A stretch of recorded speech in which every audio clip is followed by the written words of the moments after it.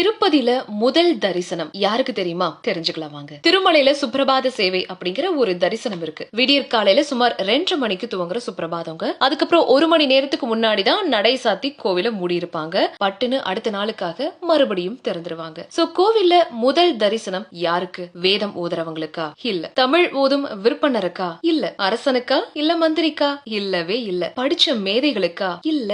நேத்து உண்டியல்ல எல்லார விடவும் அதிகமா பணம் போட்டவருக்கா? இல்ல.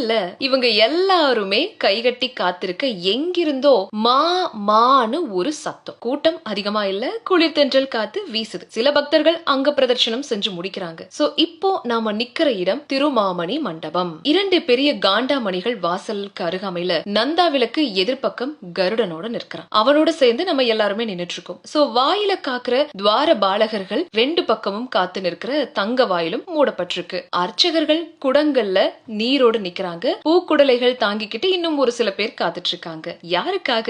திருமலையில ஜீயர் அப்படிங்கிற வைணவ தலைவருக்கு பெரிய கேள்வி அப்பன் அப்படிங்கிற ஒரு தூய தமிழ் பெயர். ஆலய நிர்வாகத்துல கேள்வி கேட்கிற உரிமை பெற்றவர். அதனால கேள்வியப்பன் அப்படிங்கிற தமிழ் பெயரை சூட்டி அந்த பதவியை உருவாக்கினாரு ராமானுஜர். அந்த கேள்வியப்பர் பூட்டுடைய சாவிய துவார பாலகர்கள் பக்கத்துல வச்சு கதவை திறக்க அனுமதி வாங்குறாரு. பின்னாடி அவரும் காத்துட்டு இருக்காரு. யாருக்காக? அன்னமாச்சாரியாரின் பூபால கீர்த்தனை தம்பூராவில இசைக்கப்படுது. தொண்டரடி பொடி ஆழ்வாரின் தமிழ் திருப்பள்ளி எழுச்சியின் முதல் பாசுரமும் அப்படியே இசைக்கப்படுது. மணிகள் ஒலிக்குது. பேரிகையும் ஊதுகோலும் சேர்ந்து ஓசை எழுப்புது. காத்துல நெய் தீபத்துடைய மனமும் பச்சை கற்பூரத்தின் வாசனையும் மூக்க தொலைக்குது. இதோ திருக்கதவும் திறக்கப்படுது. எல்லார் கண்களும் எக்கி எக்கி எம்பெருமான சேவிக்க துடியா துடிக்க வெள்ளைத்திரை ஒண்ணு போடப்பட்டிருக்கே, நம்ம பார்க்க முடியாதா? முடியாது.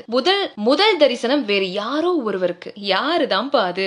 ஜீயர் அர்ச்சகர்கள்னு எல்லாருமே ஒதுங்கி நிக்கிறாங்க. படிக்காத பகட்டே இல்லாத ஒருத்தர் உள்ள வர எல்லாரும் வழி விட்டு ஓரமா நின்னுக்கிறாங்க. யாருக்கு இப்படி ஒரு மரியாதை அப்படின்னு பாக்குறீங்களா? ஒரு மாடு மேய்க்கும் பசுவும் கன்றுமாய் ஓட்டி வரக்கூடிய யாதவர் அந்த பொற்கதவுக்கு முன்னாடி வந்து நிக்க மெல்ல திரைய விலக்கி அவன் மட்டும் இறைவனை அப்படின்னு பாக்குறான். அவனோட பசுவும் கன்றும் இறைவனை பாக்குது. பசுவும் கன்றுமாய் வரும் கோனாரின் முகத்துலதான் திருமலை அப்பன் முதல்ல விழிக்கிறாரு. இந்த பழக்கம் இருக்கே பல நூற்றாண்டுகளா இருந்து வரக்கூடிய ஒரு விஷயங்க. சாதி வித்தியாசங்கள் பார்க்கப்பட்ட காலத்துல கூட இந்த வழக்கம் நடந்துட்டு தான் இருக்கு. கோ பிளஸ் விந்தன், அதாவது பசு பிளஸ் காப்போன், உயிர்கள் அப்படிங்கிற பசுக்களை காத்து மேய்க்கிற நல்ல மேய்ப்பன் அப்படின்னு அர்த்தம். அதனாலதான் பசுவை காட்டி அன்றைய பணிய இறைவனுக்கே அறிவுறுத்தி செல்கிறான் அப்படிங்கறதான் இந்த மாடு மேய்ப்போன். சோ அதுக்கப்புறம் தான் ஜீயரும் அர்ச்சகர்களும் மற்ற அடியவர்களும் ஒவ்வொருத்தரா உள்ள போறாங்க. எல்லார் கையிலையும் மங்கள பொருட்கள், கண்ணாடி, விளக்கு, மலர் மாலை அப்படின்னு கண்ணாடியை தூக்கி பிடிச்சு இறைவனுக்கு காட்டியபடியே போறாங்க. சோ இந்த தகவலை பத்தி நீங்க என்ன நினைக்கிறீங்க அப்படின்றத கமெண்ட்ஸ்ல ஷேர் பண்ணுங்க.